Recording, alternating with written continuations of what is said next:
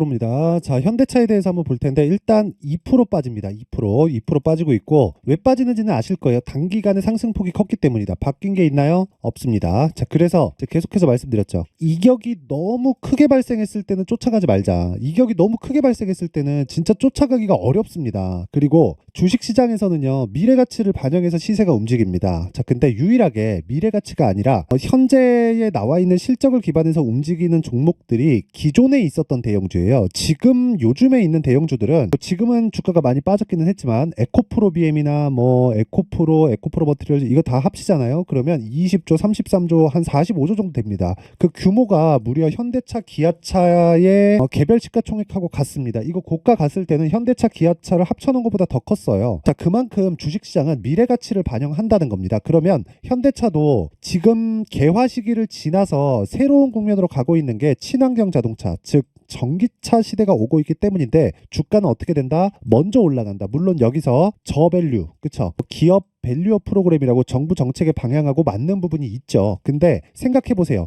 눌림은 있을 수밖에 없고 이 눌리는 과정에서 철저하게 신고가를 갔는지 안 갔는지를 체크를 하고 내가 매매를 했을 때 고가에서 물릴 일은 없습니다. 자, 제가 왜 자꾸 고가에서 물린다 이야기를 이렇게 드리냐면, 자, 우리가 단순하게 보더라도 알 수 있는 내용이 며칠 동안 상승폭을 키우죠. 키우면서 뭐가 되나요? 거래량이 늘어납니다. 물론 이 거래를 단편적으로 보잖아요. 그러면 이렇게 보여요. 외국인이 사고, 기관도 사고, 금융투자도 사고, 연기금도 사고, 다 사는 것처럼 보입니다. 자, 그런데 이게 매집이라고 이해를 하셔야 돼요. 자, 그 부분 제가 이야기 간단하게 드릴게요. 기아차를 가지고 이야기 드리겠습니다. 자, 기아차가 지금 오늘 같은 경우에 현대차보다 더 많이 빠집니다. 그런데 여기 생각해 보잖아요. 현대차보다 기아차가 더 많이 올랐기 때문에 그렇습니다. 이 두 가지를 같이 놓고 볼게요. 현대차 그리고 아래다가 기아차, 기아 이렇게 보면, 자, 신고가를 먼저 간 건 기아차입니다. 12월 달에. 근데 기업 밸류업 프로그램이 언제 나왔어요? 1월 24일 날 나왔습니다. 그러면서 2월 달에 내용 발표한다. 그리고 3월 달에 시작한다.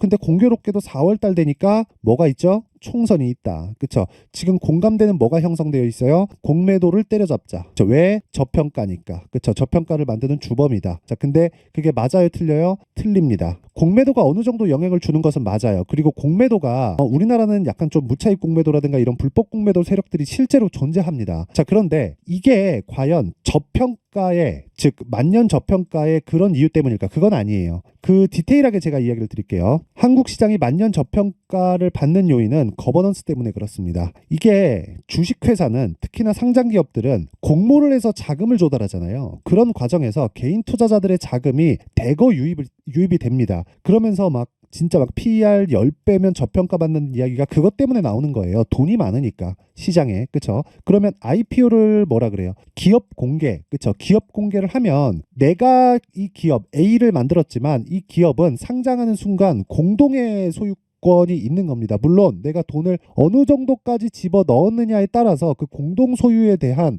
폭은 달라지겠죠. 자, 그러면 우리가 생각해야 되는 게 오너의 개념이 아니라 대주주의 개념을 가지고 있어야 됩니다. 이런 부분이 정확하게 되고 있는 데가 어디예요? 미국입니다. 그렇죠? 그래서 오너가 아니라 대주주가 돈을 버는 방법, 그리고 일반 소액주주들이 돈을 버는 방법이 다 동일해요. 그게 배당을 많이 준다, 어떤 뭐 공개를 더 많이 한다, 이런 게 아니에요. ETF를 더 만든다, 이런 게 아닙니다. 무엇보다 자사주를 매입하고 소각을 해야 돼요. 회사에 돈이 없어? 그러면 그 돈을 가지고 뭐 새롭게 만들어 와서 뭘 해라, 이게 아니라 돈을 빌려와서 합니다. 물론 금리하고 주가 수익 비율하고 비교를 해가면서요. 자, 그런 상황을 만들면서 이렇게 얘기하면 되게 그럼 그거 주가 조작 아니야? 이렇게 보시는 분들도 있을 텐데, 실제 그렇게 하고 있는 데가 마이크로소프트, 애플, 엔비디아 다 그렇게 하고 있습니다. 자, 내용 보세요. 마이크로소프트하고 애플, 엔비디아 지금 세 가지만 이야기를 했는데 왜 제가 세 가지만 이야기를 드렸느냐? 생각해 보세요. 마이크로소프트와 애플은 지금 시가총액 1, 2위를 다투고 있고, 엔비디아는 지금 AI 반도체가 성장함에 따라서 어느 정도까지 주가 상승폭이 나오는지 아시죠? 근데 그런 과정에서 왜 다 유통 주식수가 지속적으로 줄어가냐고요. 그렇죠? 주식수 자체가 지속적으로 줄어요. 마이크로소프트 그렇죠. 여기서 애플 보잖아요. 애플 어때요? 계속 줄어요. 계속 줍니다. 그러면 엔비디아 어때요? 엔비디아도 마찬가지예요. 계속 줄어요. 그렇죠? 이런 상황이 지속적으로 벌어진다는 거예요. 그러면 이런 부분을 한국 시장에서 강제할 수 있어요? 그건 강제할 수 없다. 하지만 이런 것에 대한 기대감으로 인해서 주가는 올라간다는 겁니다. 여기에 따라오는 뭐 실적에 대한 부분, 영향권이나 이런 것들이 있습니다. 있는데 이것보다 더 중요하게 우리가 생각해야 되는 건 선반영된다. 어떠한 모멘텀도, 어떠한 이유도, 그쵸? 거기에 실적도 포함이 됩니다. 그러면 현대차와 기아차를 볼 때 우리가 지금 뭘 봐야 돼요? 가격을 얼마에 잡아야 될지 봐야 된다. 근데 이격이 높았을 때 내가 매매하면 돼요? 안 됩니다. 절대 안 됩니다. 그래서 제가 지금 이야기를 드리는 거고, 그 기준이 되는 내용이 신고가 매매의 핵심 원리입니다. 그리고 그게 가격 전략입니다. 자, 그러면 현대차와 기아차를 얼마에 매수해야 되는지 그 내용에 대해서 보기 전에 어떻게 가격을 파악해야 되는지 그 내용을 먼저 보겠습니다. 그리고 다른 매매가 제가 어떻게 진행하고 있는지 상황을 볼게요. 자, 여기는 강프로의 무료 소통방이고, 여기 2월 6일 오늘이에요. 인터플렉스 GST, 그쵸? 8시 51분 시장가 매수. 무슨 뜻입니까 이게? 장시작 전에 시장가로 넣고 시가에 체결시키겠다는 거죠. 이랬을 때 어떻게 돼요? 이런 매매가 됩니다. 오늘 몇 프로 올라요? 15.4%. 이거 뭐예요? 에브리봇. 그쵸? 에브리봇 언제 했어요? 제가 어저께 2월 5일날 장시작 전에 코리아 FT를 들어가면서 이 밑에 보세요. 장중에 10시 4분에 에브리봇. 근데 이게 끝이에요? 올려보잖아요. 계속 나옵니다. 2월 1일날 에브리봇 장시작 전에 매수. 왜? 신고가 종목이니까. 지금 수익 어때요? 20%에 가깝습니다. 제가 팔아요? 안 팔아요? 안 팔아요. 그쵸? 고가 맞고 떨어질 수도 있잖아요. 고가 잡으려는 생각을 안 합니다. 그래도 수익을, 그쵸? HLB 같은 종목을 보잖아요. 에브리봇 같은 경우에는 제가 진행 중인 종목이고, 여기 HLB 같은 거는 일단 1달러 떼고 끝냈죠. 어때요? 31.9%. 어떤 종목 신고가. 며칠? 하나, 둘, 셋, 넷, 4일 걸렸습니다. 이렇게 매매를 진행하기 위해서는 신고가에 대한 파악이 되어 있어야 됩니다. 자, 그리고 오늘 같은 경우에도 마찬가지다. 오늘 인터플렉스 GS 이렇게 내용 진행되어 있는데, 인터플렉스. 자, 내용 보시면요. 어떻습니까? 오늘 1%밖에 올라가지 않는다고 보실 수도 있지만, 제가 애초에, 그쵸? 신고가를 달성하고 돌파 구간에 정확히 공략한 내용이 있고, 그랬을 때 6% 수익. 그쵸? 이 밑에 거는 제가 중간에 매매를 한번 한 겁니다. 그쵸? 1월 22일 날 최대 손실 폭이 요 정도라고 보시면 되고, 내가 이 정도의 상황을 체크하는데 걸리는 최대 기한은 2주입니다. 2주. 그러면 그 위에 어떻게 돼요? 6% 수익, 5.98% 수익. 그쵸? 이런 식의 매매가 되고, 떨어지면 다시 산다. 왜? 신고가 종목이니까. 자, 그러면 이런 매매를 어떻게 진행할지 분봉을 보고 2월 달에, 2월 달을 내용 보겠습니다. 매도한 부분 있죠? 그런데 다시 매수하고 매도한다. 그쵸? 어느 정도입니까? 1월 30일. 그쵸? 9시에 체결시켜서 23,300원에 바로 판다. 몇 프로 수익? 6% 수익. 뒤에 가면 또 있어요. 여기 이 구간에 매수를 해서 쭉 당겨서 보면 이런 식의 상황을 지속적으로 만들어 갑니다. 이것도 몇 프로 수익? 6% 수익. 그러면서 떨어지면 어떻게 해요? 또 산다. 근데 제가 중간에 6% 보면서 왜 팔았어요? 떨어지니까. 그쵸? 이런 상황 뭐예요? 신고가 종목. 그쵸? 이런 식의 매매가 된다. 그리고 지속적으로 제가 소통방에서 공유를 합니다. 자, GST 같은 경우에도 마찬가지다. 오늘 14%까지 상승이 나옵니다. 14%까지. 근데 제가 매수를 몇 번 했습니까? 어떤 종목이에요? 이거 4번 했거든요. 최대 2주 기한 잡고 내가 분할할 수 있는 총 물량을 계산한다. 그랬을 때 2주 안에 철저하게 수익 전환을 시킬 수 있는 상황을 만든다. 그쵸?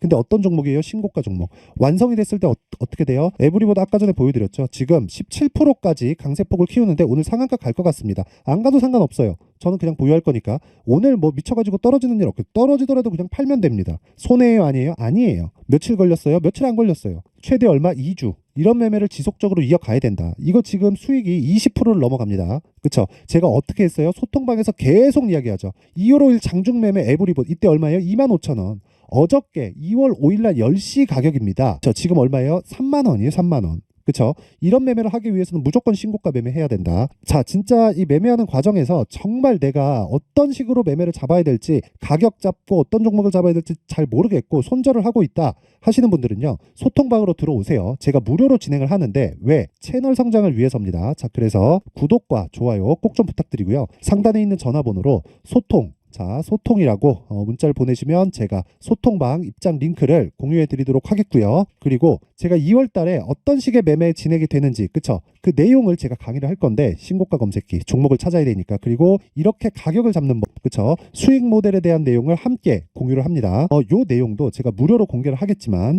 구독과 좋아요 꼭 좀 부탁드리고요. 상단의 번호 확인해서 소통이라고 문자를 보내주시면 제가 소통방 입장 링크, 신고가 검색기 수익 모델 함께 공유를 해드리도록 하겠습니다. 자, 다시 기아로 돌아와서 보면 그럼 지금 어때요? 이격이 발생할 때다. 어떻게 해야 돼요? 오늘 떨어지면 파는 거다. 근데 팔고 나서 어떻게 해야 돼요? 매수할 수 있는 가격대를 찾자. 아까 전에 제가 다 보여드렸죠. 그게 뭐예요? 가격 전략. 보유기간 얼마? 2주. 이거 넘어가면 어떻게 돼요? 내가 매매 잘못한 거다. 그쵸? 손실 볼 때 어느 정도 봐요? 1에서 2% 정도는 감당하자. 근데 이럴 수 있는 기간은 얼마? 2주 안에 다 끝내야 된다. 그럼 평균치를 잡았을 때 수익이 어느 정도 나요? 이런 식의 수익이 난다. 오늘도 20% 가깝게 상승하는 종목이 두 종목이나 터집니다. GST, 그쵸? 에브리봇도 그렇고 GST 같은 경우에도 10% 이상 상승폭을 키우고요. 그리고 오늘 15%까지 강세 구간에 있다. 이거 팔아요, 안 팔아요? 안 팔아요. 떨어지면 뭐예요? 그냥 팝니다. 왜? 시세가 한번 발생했으니까. 그쵸? 그랬을 때 기간 얼마? 2주. 손절폭 얼마?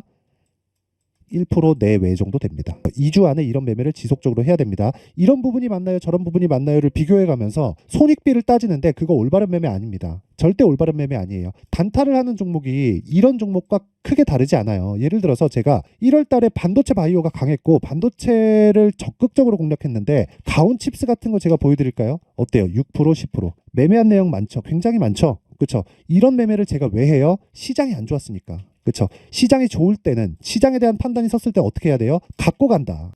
갖고 갔을 때 어떻게 돼요? HLB 이런 식의 매매가 되는 겁니다. 자, 그래서 현대차, 기아차 같은 경우에도 이런 식의 매매를 하기 위해서는 철저하게 가격 전략이 세워져 있어야 되고 그 가격에 대한 부분을 여기 현대차에 가격과 단기 보유 전략으로 준비를 해놨습니다. 이 내용 신고가 기반이기 때문에 제가 말로 풀기 시작하잖아요. 그러면 진짜 한 2시간, 3시간 넘어갈 겁니다. 그럼 편집 시간도 너무 오래 걸려요. 그래서 제가 내용을 이렇게 준비를 해온 거니까 이것도 그쵸? 무료입니다. 무료로 진행을 하는데 구독과 좋아요. 구독과 좋아요. 채널 성장에 진짜 도움이 많이 되니까 구독과 좋아요 꼭 부탁드리고요. 상단에 있는 전화번호로 구독이라고 문자를 보내주시면 제가 현대차의 가격과 단기 보유 전략을 공유해드리도록 하겠습니다. 자, 항상 시청해주셔서 감사드리고요. 무엇보다 제가 신고가에 대해서 지속적으로 강조를 드리고 있는데 그만큼 중요하기 때문에 그렇습니다. 자, 그러면 이번 달에도 아니 오늘도 이번 주에도 신고가 종목은 계속해서 발생합니다. 그러면 그런 종목을 어떻게 잡을지 그리고 스케줄은 어디에 따라가야 되는지 그 내용에 대한 부분을 제가 상세하게 준비를 해놨으니까 영상 끝까지 시청하시고요. 모든 분들이 성공 투자하셨으면 좋겠습니다. 자, 24년도가 돼서도 시장은 여전히 어렵습니다. 자, 근데 시장은 항상 어려울 거예요. 앞으로도 계속해서 어려워질 겁니다. 자, 근데 제가 매월 대시세 종목을 구독자분들에게 공개를 합니다. 자, 내용을 보면 12월 달에 실제 공개를 했었던 강프로의 대시세 종목에 대한 내용인데 대기업을 상대로 안정적인 매출 구조를 가지고 있고요. 그리고 현재 주요 거래처는 삼성전자, 인텔, 하이닉스, TSMC, 해외에 반도체 관련된 기업이라는 걸 알 수 있죠. 그만큼 1월 달에 제가 보고 있었던 종목은 반도체 관련주라는 걸 알 수 있습니다. 공개를 해드리면 이 내용입니다. 여기 어보브 반도체, 그쵸? 실제 제가 거래한 내용을 공개를 한 거고요. 수익에 대한 크기를 보면 공략한 시점, 제가 가격대를 함께 공개를 해드렸는데 공략한 시점부터 21%의 수익 마감이 된 것을 확인해 볼 수가 있습니다. 자, 근데 지금도 마찬가지입니다. 지금은 어떤 이슈가 있을까요? 2월 달에 발표한다는 기업 밸류업 프로그램이 있죠. 근데 그걸로 인해서 지금 2월 달에 발표한다고 이야기가 나온 상황이고요. 무엇보다 우리가 생각해야 될 내용은 한 가지입니다.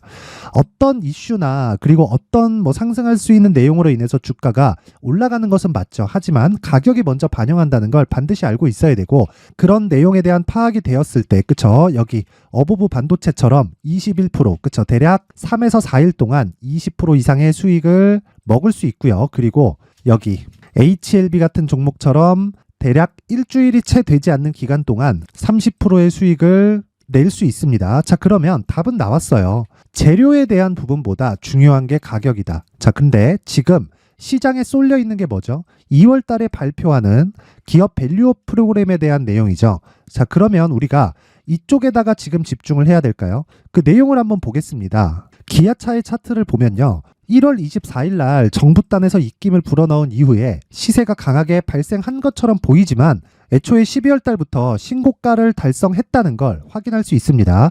자, 그러면 우리가 스케줄을 따져봤을 때 우리가 어디를 봐야 될까요? 4월 달 총선을 봐야 됩니다. 드디어 때가 온 거죠.